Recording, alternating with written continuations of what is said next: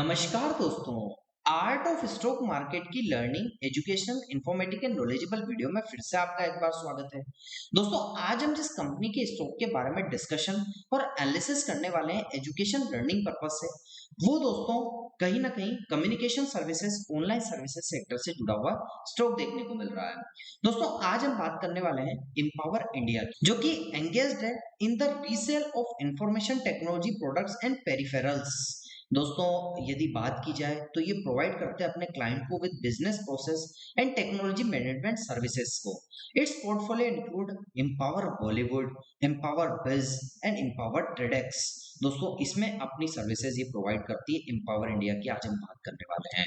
तो दोस्तों आपको पता लग ही गया कि किस कंपनी से रिलेटेड आज हम बात करने वाले हैं और किस सेगमेंट से रिलेटेड है ये और किस सेक्टर में कंपनी वर्क करती है, इसके बारे में हमने एजुकेशन लर्निंग पर्पज से डिस्कशन किया। अब हम कंपनी से रिलेटेड फिलहाल के सेशन क्या न्यूज निकल कर आई है उसके बारे में डिस्कशन कर लेते हैं। तो आइए दोस्तों कंपनी से रिलेटेड जो न्यूज निकल कर आई है उसके बारे में education learning information knowledgeable purpose से समझ।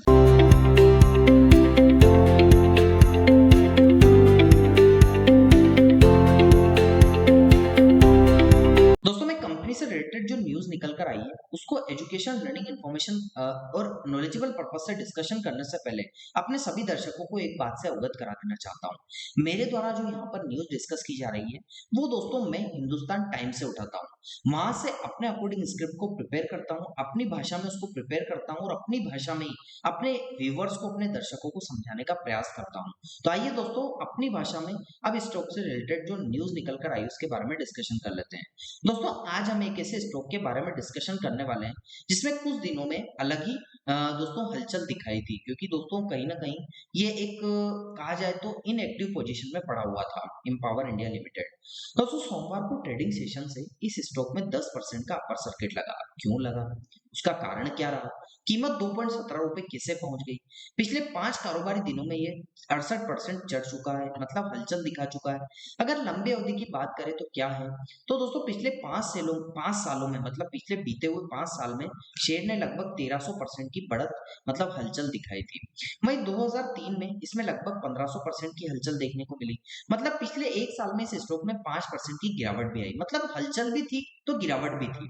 लेकिन की स्टेटस ये है कि 52 हफ्तों का हाई 2.42 है, 52 हफ्तों का लो 1.06 है और दोस्तों मार्केट कैप कंपनी का 252.54 करोड़ के आसपास का है। यानी स्टॉक छोटे कैप में है और कहीं ना कहीं अलग कैटेगरी में आपको देखने को मिल रहा है। उसकी आज हम बात करने वाले हैं। अब कंपनी के बिजनेसेस की बात करें तो दोस्तों एम्पावर इंडिया लिमिटेड जिसके आज हम बात करने वाले हैं, ये एक मल्टी सेक्टोरल कंपनी है।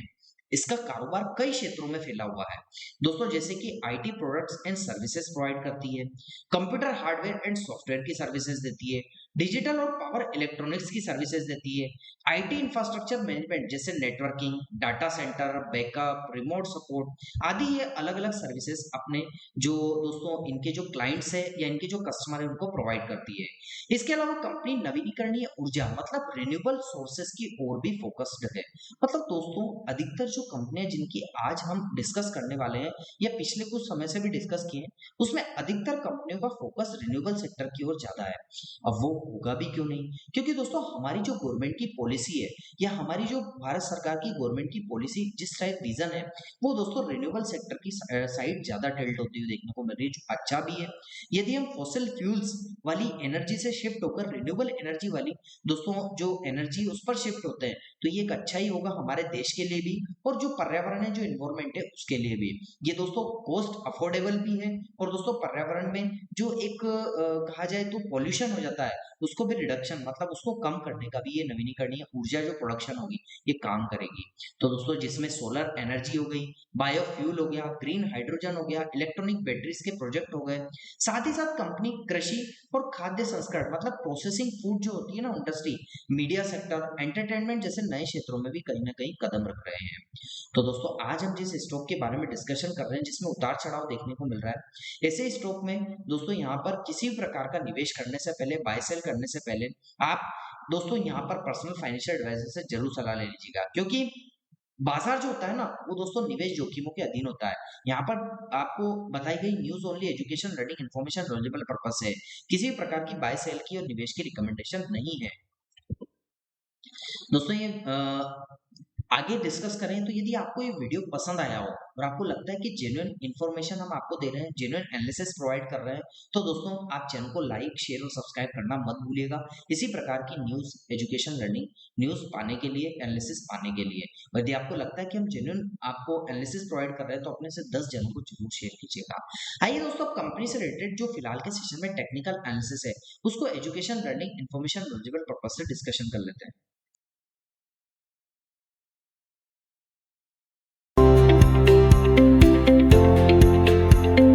दोस्तों, मैं कंपनी से रिलेटेड फिलहाल के सेशन में जो टेक्निकल एनालिसिस उसको डिस्कशन करने के लिए मंथली चार्ट पर आ चुका हूं, जो कि लॉन्ग टर्म का चार्ट है। और आपको देखने को मिलेगा कि काफी टाइम से इसका स्टॉक जो है वो एक ही प्राइस में ट्रेड हो रहा था, लेकिन फिर अचानक से थोड़ी सी मोमेंटम आती है। मंथली चार्ट है पिछले 1.5 से 2 साल में, और यहाँ से ही ये एक ट्रेंगल पैटर्न में, मतलब जो दो पैरेलल लाइन है या दो दोस्तों जो रेजिस्टेंस और सपोर्ट लाइन है, इस लेवल के आसपास नीचे की साइड से प्राइस ऊपर जाता है, फर्स्ट सपोर्ट लेकर ऊपर जाता है, फिर नीचे गिरता है तो सेकंड सपोर्ट लेता है। तो ये दो सपोर्ट दोस्तों इसके लिए नीचे की साइड उभर कर आए हैं, तो ये support trend line education learning purpose से हो जाती है। और ऊपर की साइड की बात करें तो ये रेजिस्टेंस जहां से रिजेक्शन हुआ, सेकंड टाइम रेजिस्टेंस के आसपास है दोस्तों। तो ये दोस्तों रेजिस्टेंस ट्रेंड लाइन फिलहाल के सेशन में बनकर फिलहाल के सेशन में उभरी है, जो कि ऊपर की साइड एजुकेशन लर्निंग पर्पज से बताई है। अब प्राइस में अचानक से दोस्तों इतना बड़ा हाइक देखने को मिला, वो क्यों देखने को मिला, क्या कारण रहा, उसको हमने न्यूज में डिस्कस कर ही लिया। एक बड़ी कैंडल बनी थी, लेकिन अभी प्राइस रेजिस्टेंस के आसपास है और प्राइस 2.38 के आसपास ट्रेड कर रहा है। अब प्राइस ऊपर या नीचे कहीं ना कहीं तो मोमेंटम करेगा, क्योंकि प्राइस का दोस्तों एक बिहेवियर है कहीं ना कहीं मोमेंटम करना। यदि प्राइस अपने रेजिस्टेंस ऊपर की साइड को ब्रेक करके जाता है, तो फर्स्ट रेजिस्टेंस 2.67 का होगा, इसको ब्रेक करके जैसे जाता है ये 3.82 का सेकंड रेजिस्टेंस आपको ऊपर की साइड एजुकेशन लर्निंग पर्पज से देखने को मिलेगा। लेकिन ऐसा नहीं होता, प्राइस नीचे जाता है तो फर्स्ट सपोर्ट इसके लिए 1.95 का, और नीचे आता है तो 1.28 का सेकंड सपोर्ट। ये दो सपोर्ट एजुकेशन लर्निंग पर्पज से नीचे की साइड डिस्कस किए, और दो रेजिस्टेंस ऊपर की साइड एजुकेशन लर्निंग पर्पज से ऊपर की साइड डिस्कस किए। अब टेक्निकल्स की बात करें तो 9 डे का एक्सपोनेंशियल वेज फिलहाल के सेशन में जो है वो इस प्राइस के आसपास से ट्रेड कर रहा है। 50 डे का दोस्तों एक्सपोनेंशियल वेज है वो दोस्तों सेकंड सपोर्ट लेवल के आसपास आपको एक ब्लू कलर की लाइन आती हुई देखने को मिल रही है, ये सेकंड सपोर्ट है। वॉल्यूम्स को आइडेंटिफाई करें तो वॉल्यूम्स तो दोस्तों बायर सेलर मतलब कंपटीशन वाली पोजीशन है, बराबर पैरेलल पोजीशन में दोस्तों दोनों वॉल्यूम्स में चल रहे हैं, तो यहाँ भी नजर बनाकर रखिएगा। तो दोस्तों कैसा लगा आपको मेरा ये न्यूज, टेक्निकल और कंपनी से रिलेटेड ओवरव्यू का education, learning, information, knowledgeable video? दोस्तों आपको अच्छा लगा तो आप चैनल को जरूर सब्सक्राइब कीजिएगा, लाइक कीजिएगा, शेयर कीजिएगा। और आपको लगता है कि हमारे द्वारा बनाई गई एनालिसिस वीडियो में कोई कमी है तो कमेंट सेक्शन में मेंशन करके जरूर बताइएगा, ताकि आगे आने वाली वीडियो में इंप्रूवमेंट करके अच्छे से अच्छे एनालिसिस वीडियो आपको लेकर आ सके। मिलता हूँ दोस्तों अगले दिन अगले नई वीडियो के साथ, तब तक के लिए आप लोगों से इजाजत चाहता हूँ। जय हिंद, जय भारत।